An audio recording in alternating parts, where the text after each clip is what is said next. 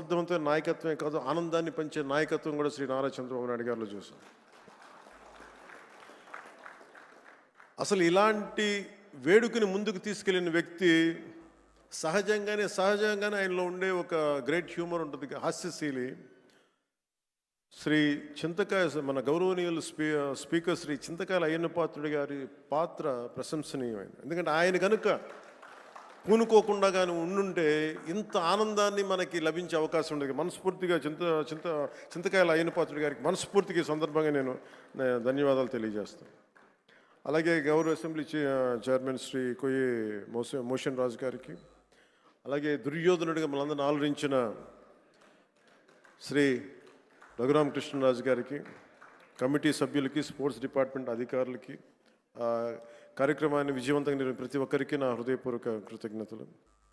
ఈ 3 రోజుల పాటు మన శాసనసభ్యులు cricket, tennis, shuttle, volleyball, kabaddi, athletics, tug of war అనే క్రీడల్లో ఉత్సాహంగా పాల్గొనే క్రీడా స్ఫూర్తిని ప్రదర్శించారు.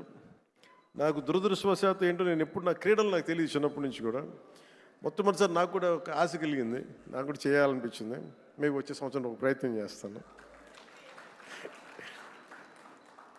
ఈ పోటీలో విజయం సాధించిన సభ్యులందరికీ నా హృదయపూర్వక అభినందనలు. మీరు చూపించిన సహనశీలత కానీ, పట్టుదల కానీ, ఇది ఏదో సరదాగా ఇవన్నీ కంటే కూడా మనందరి మధ్య ఒక స్నేహపూర్వకమైన వాతావరణం, అంటే ఏదన్నా సమస్యలు వస్తే కలిసికట్టుగా పోరాడే ఒక ఐక్యతనిచ్చింది. అది నాకు చాలా చాలా ఆనందాన్ని ఇచ్చింది. అందరం పార్టీలకు అతీతంగా మర్చిపోయి సీనియారిటీ, జూనియర్ని తారతమ్యాలని మర్చిపోయి అసలు ముందు తీసుకెళ్లిన విధానం, ఈ స్ఫూర్తి ఒక ఆంధ్రప్రదేశ్కి కాదు భారతదేశానికి కూడా ఒక స్ఫూర్తి అని మనస్ఫూర్తిగా నాకు నిజంగా చాలా ఆనందంగా అనిపించింది.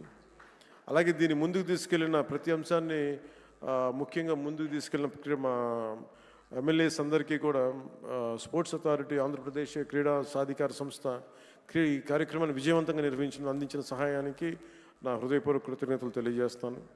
క్రీడా మైదానంలో ఏర్పాట్లు కావచ్చు, అవసరమైన క్రీడా సామాగ్రి, క్రీడాకారుల సౌకర్యాలు వంటి అన్ని విషయాల్లో వారు చేసిన కృషి చాలా చాలా ప్రశంసనీయం.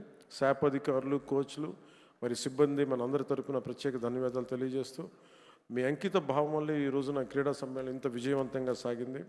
ఈ సమ్మేళనాలు విజయవంతం చేసిన ప్రతి ఒక్కరికి నా మనస్ఫూర్తిగా అభినందనలు తెలియజేస్తూ, ఈ పోటీలో పాల్గొన్న ప్రతి ఒక్కరికి నా ప్రగాఢ అభినందనలు తెలియజేస్తూ, విజేతలకు మరొకమారు శుభాకాంక్షలు తెలియజేస్తూ, మనందరం ఈ స్ఫూర్తిని, ఈ ఆనందాన్ని ముందుకు తీసుకెళ్తూ ఈ ప్రజా సంక్షేమం కోసం, ఆంధ్రప్రదేశ్ అభివృద్ధి కోసం గౌరవ ముఖ్యమంత్రి గారి స్వర్ణాంధ్రప్రదేశ్ 2047 దిశగా అందరం అడుగులు వేయాలని, ఈ కనీసం నేను ప్రతిసారి పదే చెప్తాను, ఈ ఆనందం కనీసం స్థిరత్వం ఇవ్వాల్సిన ఆనందం, కేవలం మనం ఈ రోజున ఆనందంగా ఉండటమే కాదు, ఈ ఆనందాన్ని వచ్చే కనీసం 1.5 దశాబ్దం పాటు మనందరం కృషి చేసి ముందుకు తీసుకెళ్తే తప్ప ఈ గాడి తప్పిన ఈ రాష్ట్రాన్ని గాడి పెట్టాలంటే కనీసం 15 సంవత్సరాలు కనీసం పనిచేయాలి.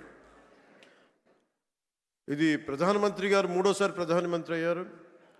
అలాగే ఆయన 3 పర్యాలు నేను ముఖ్యమంత్రిగా చూడాలి, నాకు మనస్ఫూర్తిగా నాకు ఆశయం, కోరిక కూడా. ఎందుకంటే ఆయన అనుభవాన్ని మనం ఎక్కడ కూడా అసలు పక్కన పెట్టలేం. సో ఆయన దగ్గర నేను మనస్ఫూర్తిగా ఈరోజు మరోమారు గౌరవ సభ్యులందరి తరపు నేను ముందు చెప్తున్నాను, ఆయన దగ్గర నుంచి నేర్చుకోవడానికి కానీ, ఆయన కింద పని చేయడానికి కానీ నేను అనుక్షణం ఎప్పుడు సంసిద్ధంగా ఉంటానని తెలియజేసుకుంటూ, నాకు ఈ అవకాశాన్ని ఇచ్చిన ప్రతి ఒక్కరికి ధన్యవాదాలు తెలియజేసుకుంటూ, ముఖ్యంగా మీరు ఇంటికి వెళ్ళేటప్పుడు మీరు చాలా అనుభవాలు తీసుకెళ్తున్నాను. ఇందాక